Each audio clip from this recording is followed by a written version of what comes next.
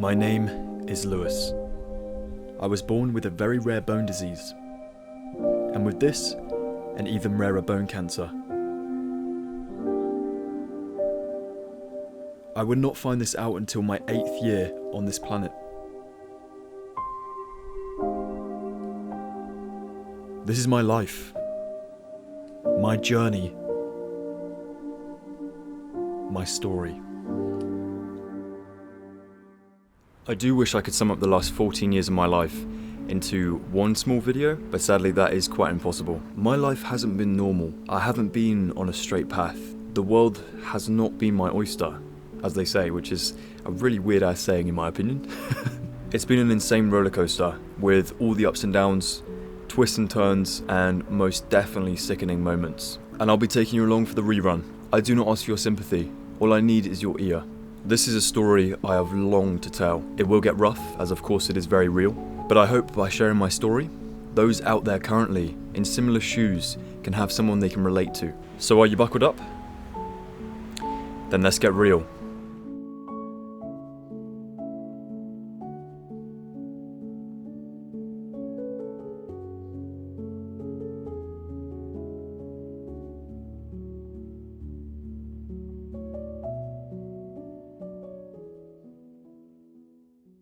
This story starts way back in primary school,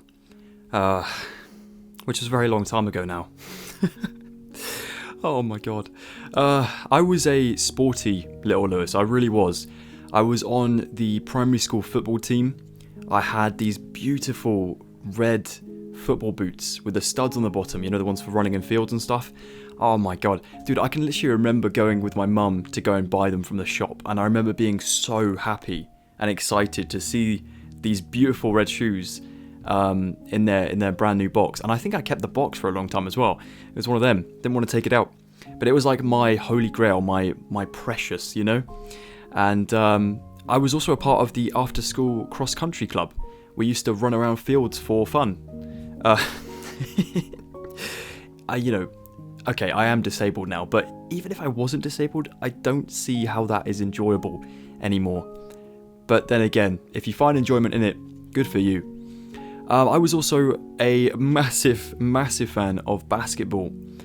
But not in the way you're probably thinking. You know, you're probably thinking, oh, he must have been into teams and, you know, the American basketball players and, like, you know, their courts and stuff. No. I'm about to embarrass myself so much. It's for the video, you know? There needs to be this context so you can see how much of a strange kid I was. No, but you need to see who I was before all of this happened. So yeah, I love basketball, and this was the reason why. Jesus Christ, what have I done? I feel like this is going to be used against me in years to come, probably next week, to be fair. But yep, that is me as Troy Bolton from High School Musical. Oh my god, wow.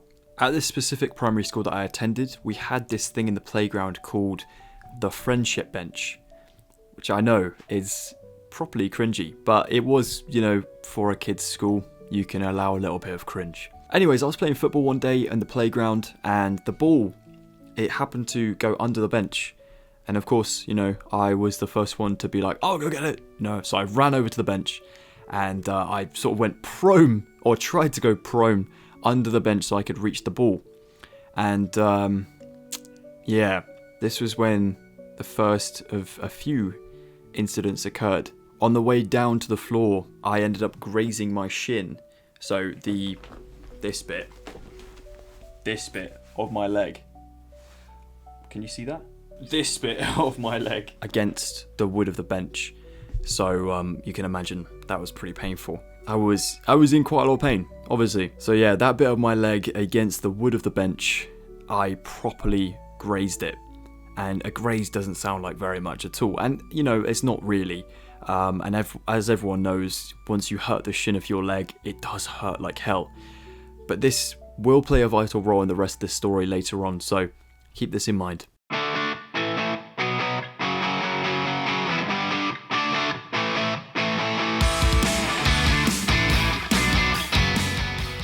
My first ever concert, and it was Green Day.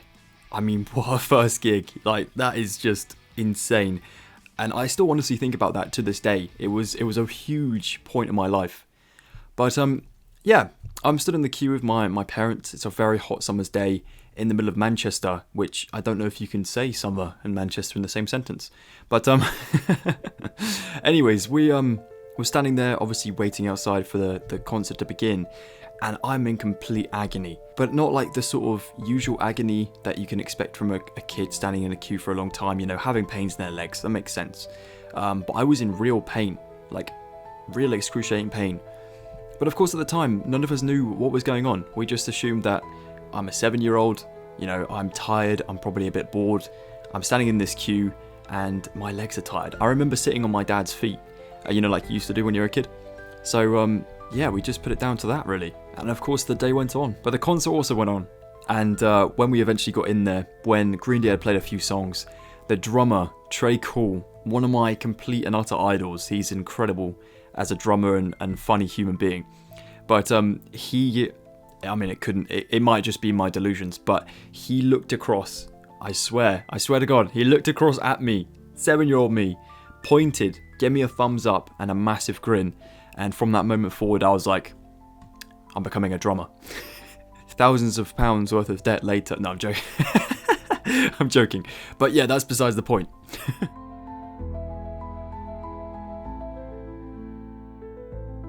My primary school were actually hosting a sports day at our local recreational ground, and it was also kind of like a running track as well. So little sporty me thought that sounded absolutely epic, and so I signed myself up for it. I'd gotten myself so pumped up to go down to that track and win a medal. You know how competitive kids can be. Like, I genuinely was so gunning for a medal. I was like, if I like push little Timmy over, then I can probably get the gold.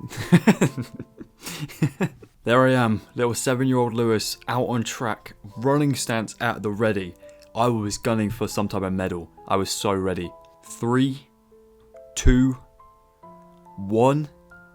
The whistle blows and I am off. I am gunning. Now, I don't really remember where I was in relation to the other kids on the track. I don't remember my positioning, but I do remember this next bit very, very well. Up ahead of me, I see myself my first hurdle jump, then a second one, and then a third one. There were 3 of these hurdles in my way, and I was kind of nervous about, you know, coming up face to face with them and having to jump over them to continue running on the track.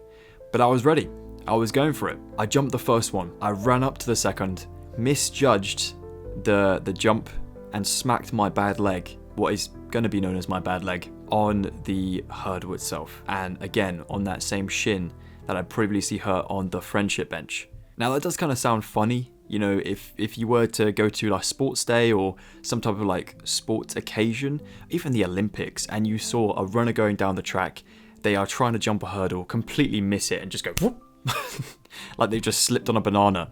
That would be kind of amusing. And if I had, you know, the Meet the Robinsons time machine thingy to go back in time and see that occasion happen again for myself, that one little 10-second snippet, I might go and watch that back.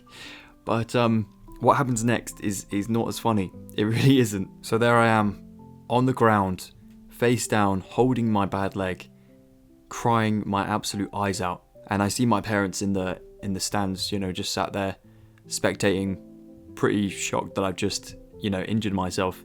And I get myself up off the floor and hobble myself over to them. My parents did the old rub it better magic trick. Did you ever have that with your parents? You know, they sort of take your leg, they go on their hands, rub together really fast, and then like magically touch your leg and then healed. You're done. You know, you could use that on like a severed limb and it might grow back. I don't know. It's got some crazy powers. But they tried that on me, and I was able to calm down, feel a little bit better, but I was still in quite a lot of pain. All of us were thinking, it's no wonder I'm in so much pain once again with my right leg. This is the second plank of wood that I've hit within the last like 2 weeks, you know. Of course I'm going to be in pain. But I do remember on the car ride home feeling completely and utterly miffed. You know, I'd missed out on the opportunity to earn a medal for my school. I'd missed an opportunity to run, which I loved doing. And I'd missed, you know, all the rest of the sports that were taking place that evening. I had to go home. We got back home after the sports day, and with it being June, it was very, very beautiful weather outside. It was just as it is today, bright blue skies, beautiful sunshine. It was the perfect environment for going outside and having a little play, with my siblings and whatnot. So we did that. My parents let us go out onto our patio, which was probably no bigger than the room I'm sat in, actually. And of course, I wanted to play basketball. And of course, you'll remember how much I love playing basketball from that.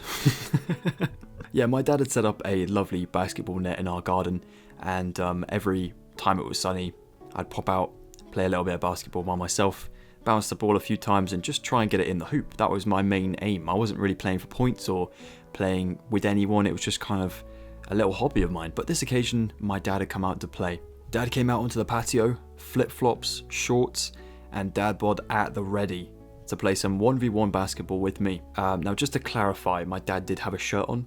Not that that is at all relevant, but I like saying the word dad bod. I find it funny. So just to amuse myself later in editing, I decided to keep that in. But it's not relevant. Anyways, let's continue. Now, with 1v1 basketball, for those that don't know, you basically take it in turns to shoot and then, of course, block the opponent's shot. That's the whole point. And obviously vice versa. So that is what we were doing. It was going great for what I can remember. I don't remember how good I was at playing.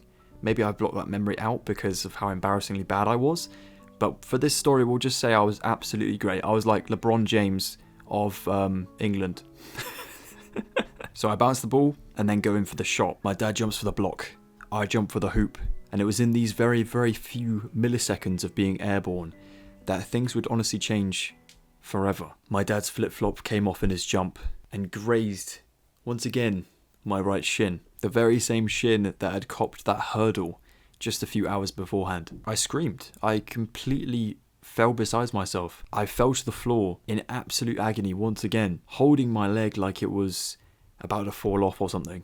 I was in deep shock, and that was not normal. I can only imagine the terror that my dad must have been feeling, the amount of guilt that must have come over him just for, his flip-flop, something so light, something that was not done with malice, grazing me and causing me, so much pain. I genuinely don't know how I would have felt in that situation if that was me. This became the final straw.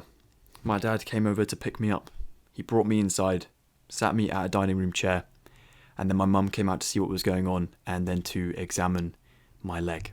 Now, when we are to examine a leg, we tend to look at a leg from the front, right? Because in our brains, we probably think bigger surface area, we can easily see if there's a break or a cut or a scratch or a bruise or whatever, some type of injury that would be visible. It's usually on the front of the leg, right?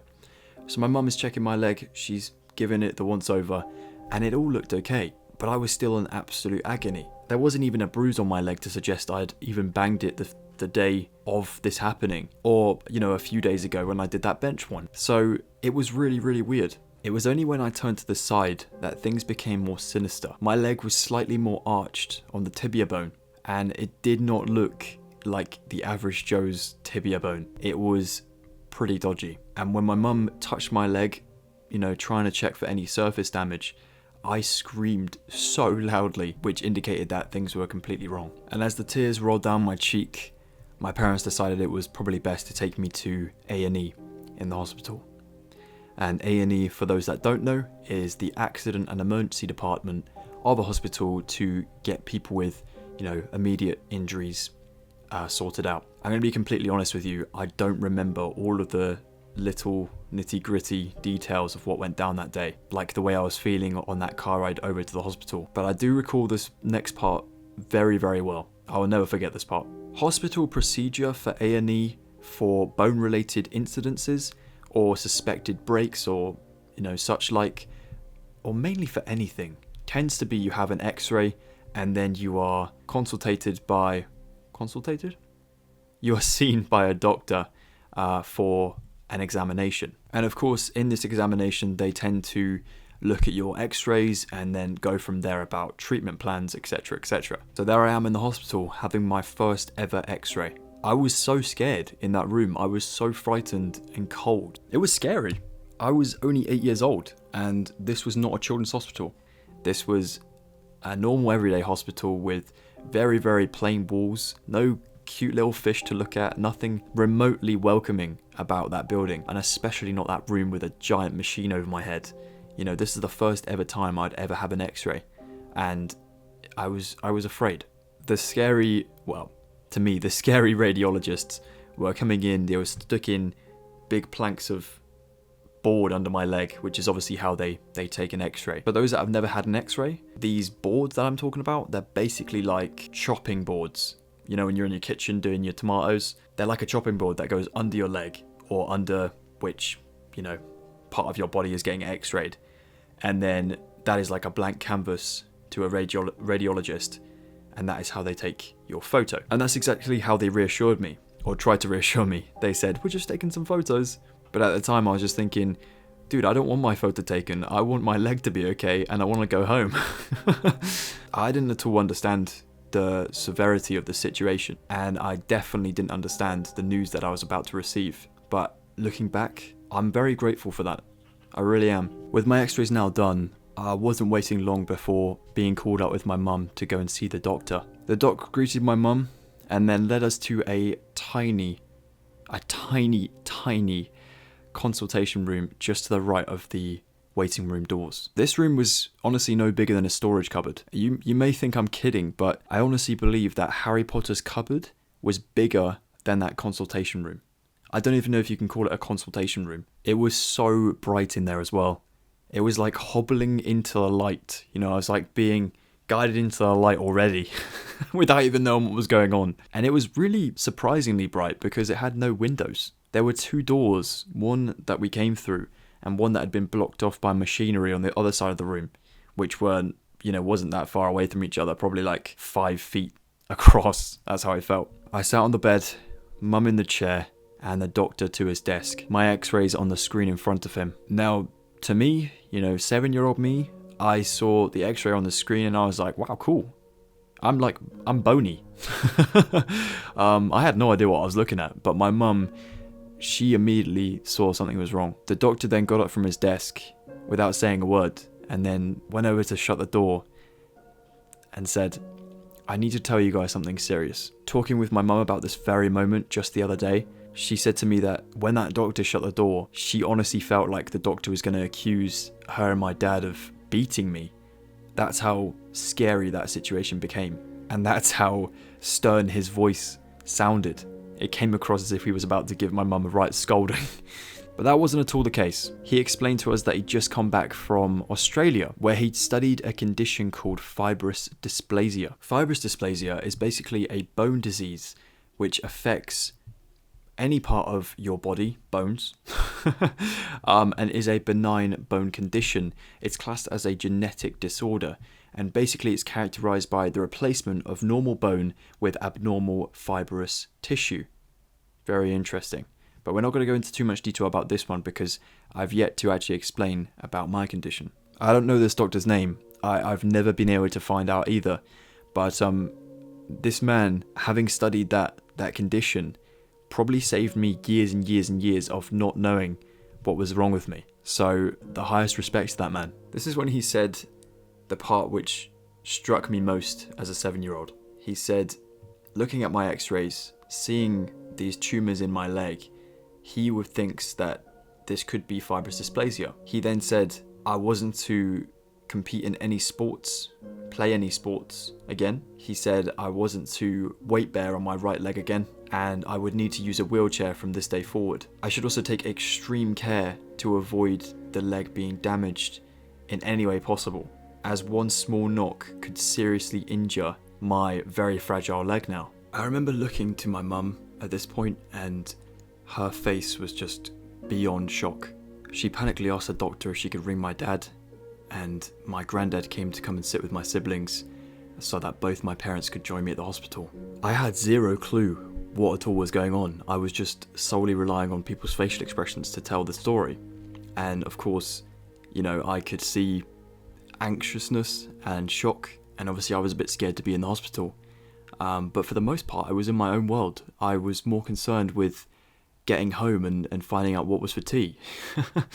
I genuinely didn't have a clue what was going on. And I honestly think to this day, that was probably for the best. And I think looking back now, I was very grateful to have been a kid finding out in that moment.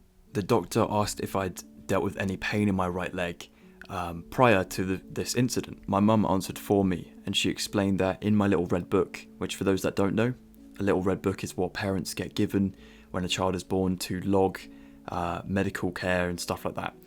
Or so I think. I'll try and put a more detailed explanation on the screen for you. So yeah, in my little red book, there happened to be a pattern of pain spanning the course of my life so far. So since I was a toddler all the way to now a 7-year-old. But it was always put down by doctors as growing pains.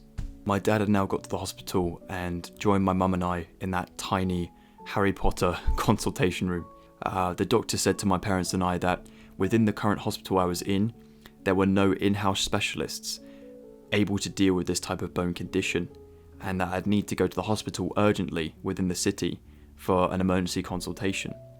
And so he got on the phone and got that arranged for me for the very next day. I left the hospital with crutches, my parents beside me, both very, very shook on what the hell had just gone on. We got home, caught up my siblings and my granddad on what had just gone on, and then decided to go to the supermarket for some much needed sugary treats. I think we earned it, don't you? In the shop, my parents decided to buy me some FIFA cards. I think they were called Match Attacks back then, but I remember being so into them. You know, I had the big binder and I'd trade them in the school playground. Because as I said at the beginning of this story, you know, I was a really sporty little Lewis. I was so into my sports, so into football, and after the day I just had, that pick-me-up was really much needed. We got to the till and my mum got chatting to the lady on the checkout, and she got chatting to her about the ordeal we'd just gone through in the hospital. Well, this lady would turn out to be one of many incredibly kind-hearted people who would do something lovely for me for no reason other than they just could. She, out of her own pocket, paid for those FIFA cards for me. A complete stranger paid for those cards for me because she just heard about what had gone down and the news I just received. Now, this isn't really relevant to the story at hand here, but it's relevant to me, and I really want to just bring forth this lady to thank her online about this, because this was many years ago. You know, I was a kid when I was going through all of this, and she cheered me up on day one of this entire ordeal, and I don't even know this lady's name. But if you were working in Big Tesco on the eve of June 23rd, 2010, and you remember seeing a guy similar to this, but much, much younger, on crutches, and you paid for his FIFA cards, please let me know in the comments below, and I would love to firstly know your name, but also to buy you some flowers as a thank you, because I remember this all these years on, and yeah, you really cheered me up on that day, so thank you.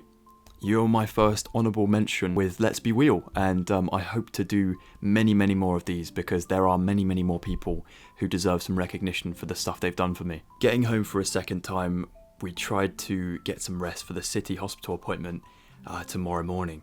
Now, 8-year-old me may not have had a clue about what was going on or the extent of the situation at hand, but I can tell you one thing, I was definitely afraid, definitely concerned about going to the big hospital in the morning.